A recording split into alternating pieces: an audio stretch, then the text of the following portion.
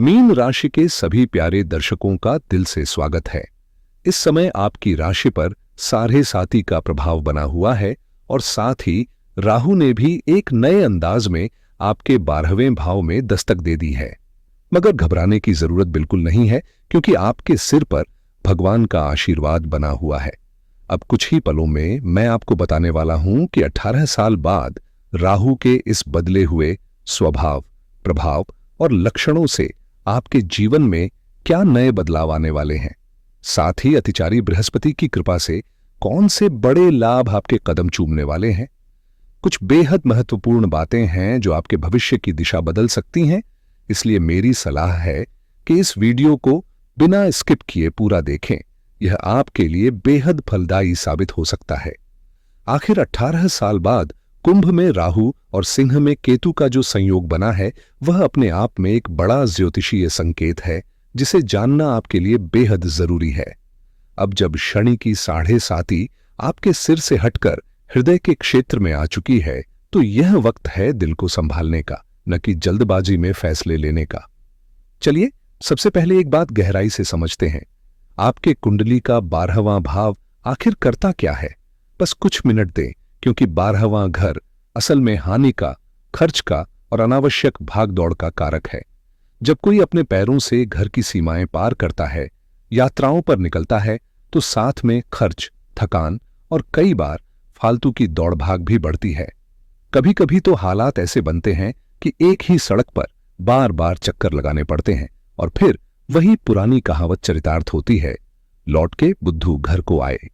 इसी बीच राहु की भी भूमिका अहम हो जाती है, जो इस समय आपके 12वें भाव में बैठकर भ्रम और असमंजस की स्थितियां रच रहा है। राहु अपनी मायावी प्रकृति के कारण मीन राशि के जातकों को इस समय स्थिर और सकारात्मक परिणाम देने में अक्षम है। इसलिए जरूरी है कि आप धैर्य बनाए रखें, जल्दबाजी से बचें और हर कदम सोच समझकर उठाएं। इस वक्त राहु मानो चौके छक्के बरसा रहा हो, लेकिन ये बैटिंग आपके लिए किसी जश्न का संकेत नहीं, बल्कि नेत्र पीड़ा, बेचैनी, पैरों के दर्द और हानियों का संदेश लेकर आई है। अब सीधे मुद्दे की बात करते हैं। मौजूदा दौर में ऑनलाइन फ्रॉड का सबसे बड़ा शिकार अगर कोई राशि बन सकती है, तो वह मीन राशि है। काश हम आपको कुछ अच्छे शब्द सुना पाते, लेकिन ग्रहों की चाल जो संकेत दे रही है, उसे नजरअंदाज नहीं किया जा सकता। खासकर जब आप किसी जमीन का सौदा करने जाएं, नई गाड़ी खरीदने की सोचें या कोई भी बड़ा निवेश या डील करें, तो सावधानी की जरूरत दोगुनी हो जाती है। इस समय ऐसा लग सकता है जैसे दुनिया आपको फंसाने के लिए तैयार बैठी है। हर दूसरा इंसान आपकी जेब हल्की करने और आपको भ्रमित करने की फिराक में है। मीन राशि के जातकों के लिए यह वक्त है जब हर कदम सोच समझकर रखना चाहिए, क्योंकि बाहर निकलते ही ज्यादातर लोग आपकी नींद कमजोर करने की कोशिश में लगे हुए हैं। इस समय मीन राशि पर राहु का 12वें भाव में जमाव और शनि का हृदय क्षेत्र पर प्रभाव मिलकर एक ऐसी जटिल स्थिति बना रहे हैं, जिसे ज्योतिष शास्त्र में ठगे जाने का काल कहा गया है। जब सितारे इस तरह की चाल चलते हैं, तो अक्सर वही लोग जो आपके सबसे करीबी, सबसे अपने लगते हैं, पर्दे के पीछे षड्यंत्र रचते हैं। वे खुद सामने नहीं आते, बल्कि किसी और को मोहरे की तरह इस्तेमाल करते हैं, जिसे देखकर आपको लगेगा कि यह तो मेरा शुभचिंतक है, मेरा भला चाहने वाला है। लेकिन जब कभी सच्चाई की परतें उठेंगी, जब जांच या गहरी पड़ताल होगी, तो सबसे चौंकाने वाला नाम उसी खास इंसान का निकलेगा जिस पर आप सबसे ज्यादा भरोसा करते थे। ये वही पल होंगे जब आपको एहसास होगा कि जिस पत्थर ने आपको चोट पहुंचाई, वह कहीं बाहर से नहीं, बल्कि आपके अपनों की भीड़ के बीच से आया था। जब जीवन में नुकसान होता है या कोई साजिश रची जाती है, तो अक्सर वार बाहर से नहीं, अपनों के बीच से ही आता है। वही लोग जिन पर आप सबसे ज्यादा भरोसा करते हैं। बाहरी दुनिया की इतनी ताकत नहीं होती कि वो आपको यूं ही चोट पहुंचा दे।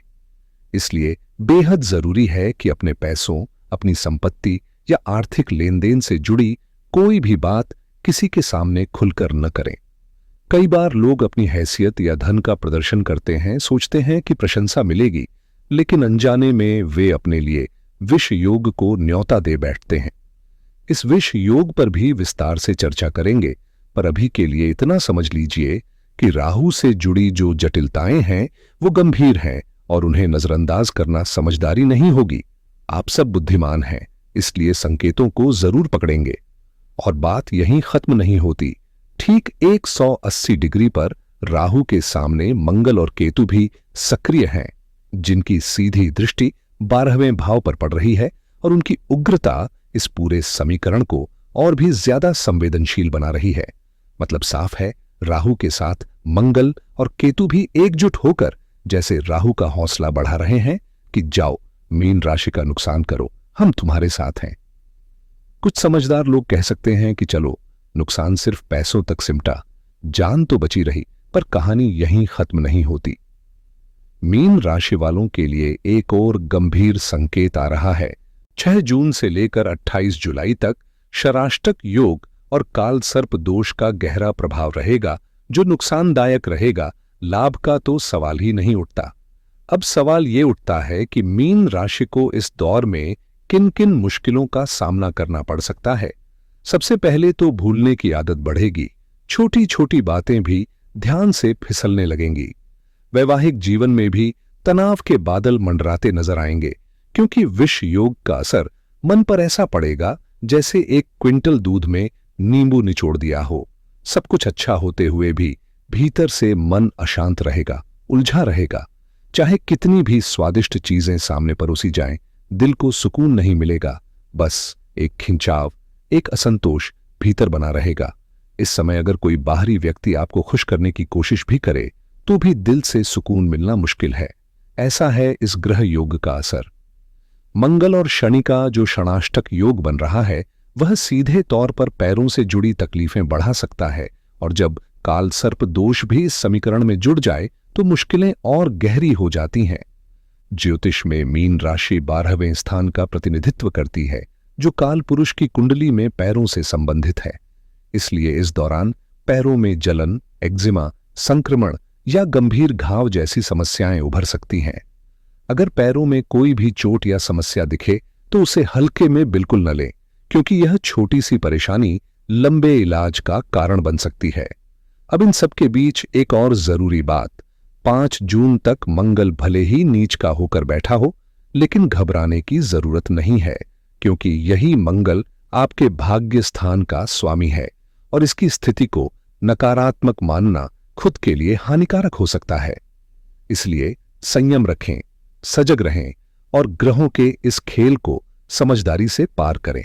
मंगल भले ही इस वक्त नीच राशि में हो, लेकिन घबराने की जरूरत नहीं है, क्योंकि इसकी नजर फिलहाल आपके अष्टम भाव पर टिकी है और वहां यह ज्यादा नुकसान नहीं पहुंचा रहा।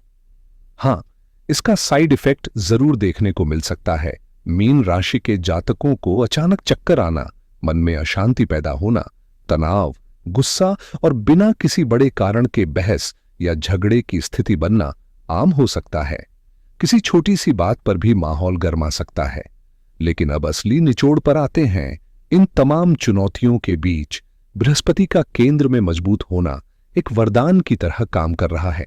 बृहस्पति अकेला ही आपके करियर, व्यवसाय, प्रतिष्ठा, सम्मान और पिता से जुड़े स्थानों को संभालने के लिए डटा हुआ है। लाखों समस्याओं के बीच भी बृहस्पति आपकी ढाल बनकर खड़ा है। लेकिन अंत में सब कुछ इस बात पर निर्भर करता है कि आपकी व्यक्तिगत कुंडली में फिलहाल कौन सा ग्रह सक्रिय है, किस दशा और गोचर का प्रभाव चल रहा है। यही तय करेगा कि इन ग्रहों की चाल आपके जीवन में कैसे रंग भरती है। यह जो विवरण मैंने अभी आपके साथ साझा किया, वह एक सामान्य चित्र था, लेकिन अब जरा मीन राशि वालों के लिए चल रही विशेष दशाओं पर गौर करें। इस समय जिन जातकों पर शनि बुध या शनि की महादशा का प्रभाव है, उन्हें विशेष सतर्कता बरतनी चाहिए। जिनके जीवन में बुध, केतु या शुक्र की महादशा चल रही है, उनके लिए तस्वीर थोड़ी मिलीजुली है। केतु की दशा आपके लिए ज्यादा अनुकूल नहीं रहेगी, जबकि शुक्र की 20 वर्षों की लंबी अवधि आपके जीवन में स्थायित्व और आनंद ला सकती है। वहीं सूर्य की महादशा आर्ण, रोग और शत्रुओं की संख्या में इजाफा कर सकती है, इसलिए संभलकर चलना जरूरी है।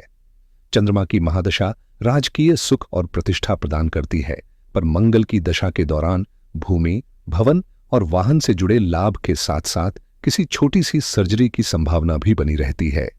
राहु की दशा हैरानी की बात है आपके लिए इस समय वरदान बन सकती है और जीवन के उत्तरार्ध में बृहस्पति का साथ भी मजबूत और सकारात्मक रहेगा।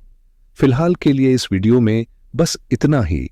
आप सभी का दिल से आभार और नमस्कार।